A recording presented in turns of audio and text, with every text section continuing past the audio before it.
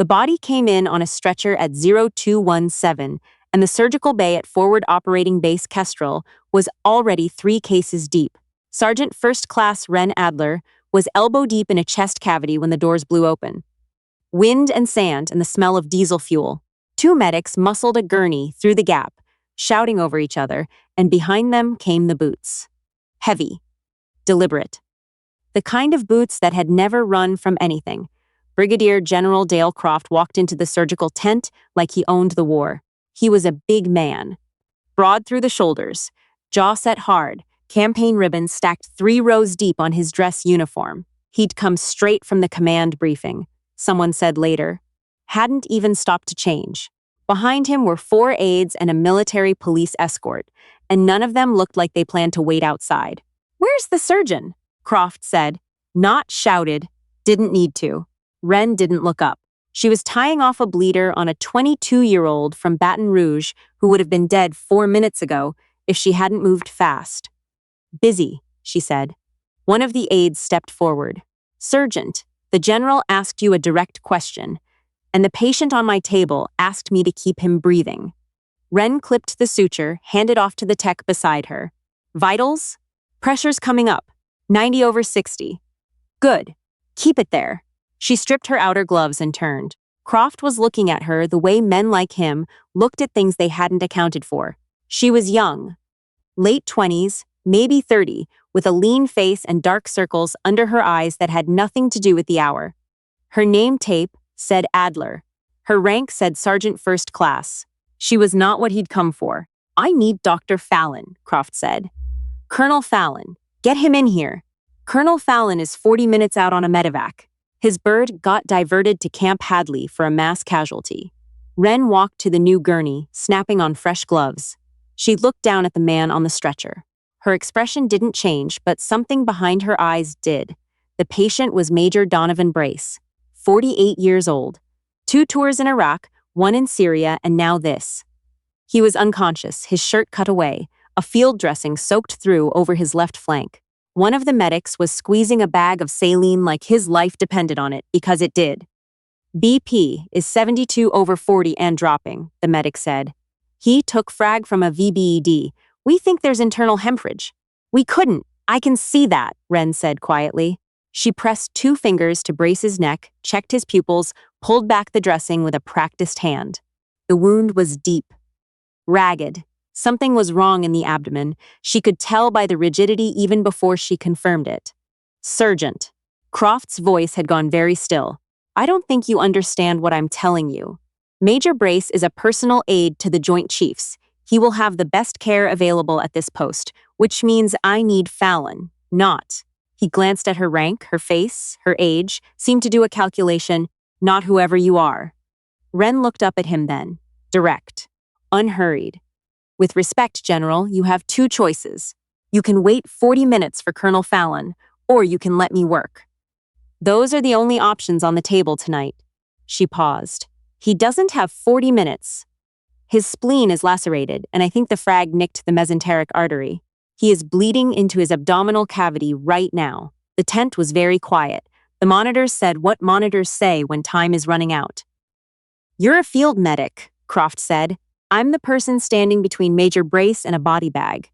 Ren turned to the scrub tech. "Tanner, open the Orbe. Get me a lap tray and call Specialist Dumont in from the supply room. I need her on anesthesia." She looked at the medic still working the saline. "Keep that pressure going. What's his ONEG inventory?" 4 units available. Pull them all. Hold on." Croft moved. He physically stepped between her and the gurney, and the MP escort shifted, hands going to belts.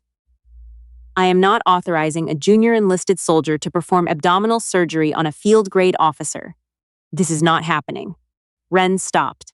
She looked at Croft's hand, not on her, just in the air between them, and then she looked at his face. "Sir," she said, and her voice was very even. "In approximately 8 minutes, Major Brace will go into hemorrhagic shock from which he will not recover. I can stop the bleeding. I have done this before, in conditions worse than these, with less equipment and no backup." She tilted her head slightly. "You can court-martial me afterward if you want. That's your right. But right now, The only thing that matters is that man's life, and I am asking you to step aside." Croft stared at her for a long moment. Something moved across his face that she would think about later. Not anger, exactly. More like a man realizing he'd walked into a room and misread every piece of furniture in it. He stepped aside. Ren was already moving. The surgery took 41 minutes. Specialist Dumont, barely 23, hands steadier than anyone had a right to at that hour, kept Brace under while Ren worked. Tanner ran the suction. The two medics who'd brought Brace in stayed in the bay, uncertain, watching through the gap in the curtain, with the specific expression of people who couldn't leave and weren't sure they wanted to. Croft stood at the edge of the surgical area. He didn't speak. He didn't pace. He just stood there, watching. The mesenteric artery was worse than Ren had thought. The frag had done a neat, terrible job. A small shard, maybe 2 centimeters, had clipped the vessel at an angle that disguised the damage until you were inside looking at it. She found the splenic laceration first, packed it, moved on. Found the arterial damage, worked. Her hands didn't shake. They never had. Not in Kandahar, not in the Korangal, not during the 18 months she'd spent doing things that didn't make it into her official service record. The hands were the last thing to go, she'd learned. Everything else, the sleep, the appetite, the ability to sit in a quiet room without wanting to crawl out of her own skin, those went first. But the hands stayed. At the 30-minute mark, the monitor alarm went off. Brace's pressure dropped to 60. "More O-neg," Ren said. "Now. Tanner, suction, right there. Dumont, push the epi, pushed. Come on," Ren said, not loud, almost to herself. She had her fingers in the most improbable place, doing something with a vessel clamp that wasn't in any textbook but had worked twice before in the field, and she was asking the body in front of her to cooperate, just this once, just long enough. The alarm kept screaming. Then it slowed. Then it settled. Brace's pressure came up. 80, 94, 102. "There you are," Ren said quietly. Tanner exhaled like he'd been holding his breath for 20 minutes, which he had. Dumont made a small sound that wasn't quite professional but was entirely human. The medics at the curtain gap exchanged a look that said everything. Ren irrigated the cavity, checked her work twice. She always checked twice, and began to close. "He's stable," she said, to no one in particular and everyone in the room. BP holding at 102 over 68. "He'll need monitoring through the night and imaging in the morning when we can move him. But the bleeding's controlled." She stripped her gloves. Her hands were clean underneath. She turned around. Croft was still there. He was looking at her with an expression she recognized. She'd seen it before, on other faces, in other tents, and other operating rooms in other parts of the world. It was the expression of a man who had been certain about something and had just been proven wrong in a way he couldn't argue with. "Who are you?" he said. It wasn't a commanding question. It was a genuine one. Ren pulled off her surgical cap. Her hair was dark, cut short, still damp at the temples. She looked at him without any particular emotion. "Sergeant First Class Ren Adler," she said, "attached to the 75th Medical Support Battalion. That's not what I mean." She was quiet for a moment. Behind her, Tanner was taking vitals, recording numbers, doing all the things that needed doing. The tent had found its normal rhythm again, which was still an intense rhythm, but not a desperate one. "No," she said. "I suppose it isn't." She didn't tell him that night. She went back to her bunk at 0430, slept for 3 hours, and woke up to find a message on her phone from the base commander's office requesting her presence at 0900. She showed up 5 minutes early, in a clean uniform, and sat across from Croft in a prefabricated conference room with a folding table and a wall-mounted map of the province. Major Brace was in the recovery ward. Stable, responsive, asking for coffee.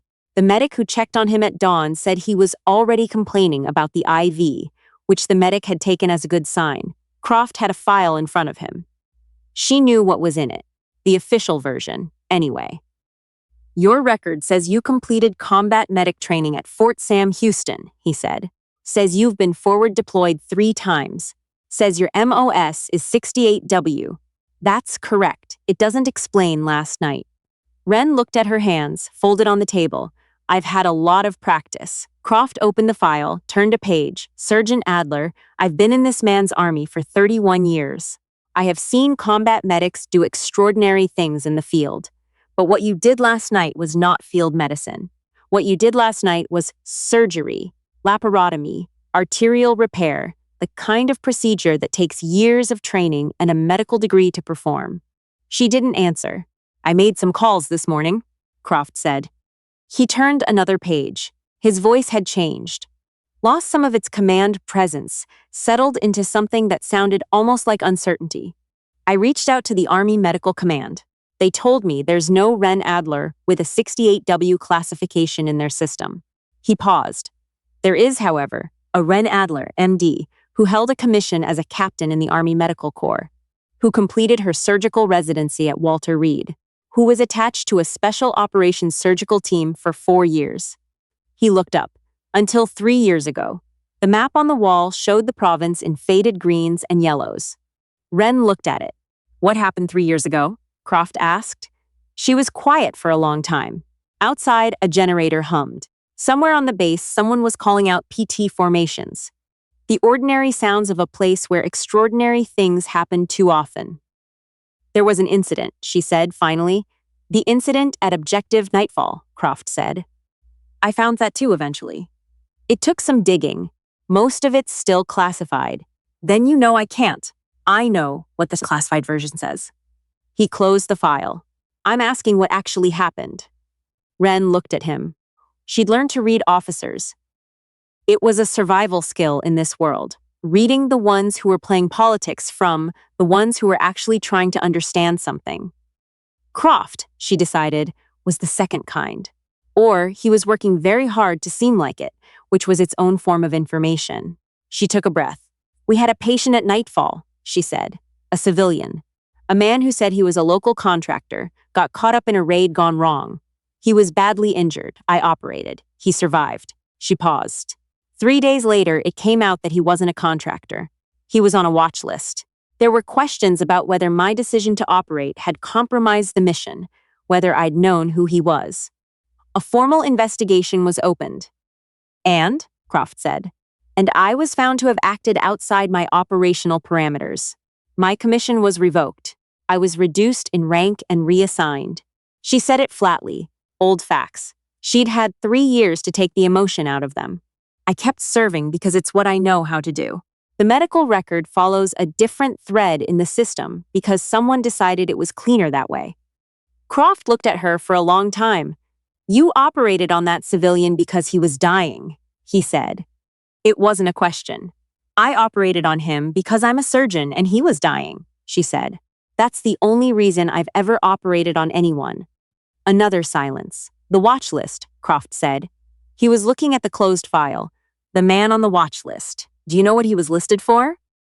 At the time, they told me terrorism-related offenses, suspected ties to a network. And now, she looked at him. What do you mean, and now? Croft leaned back in his chair. He rubbed the side of his jaw, a tired gesture, not a performative one. He looked like a man who'd also spent the night not sleeping, though for different reasons.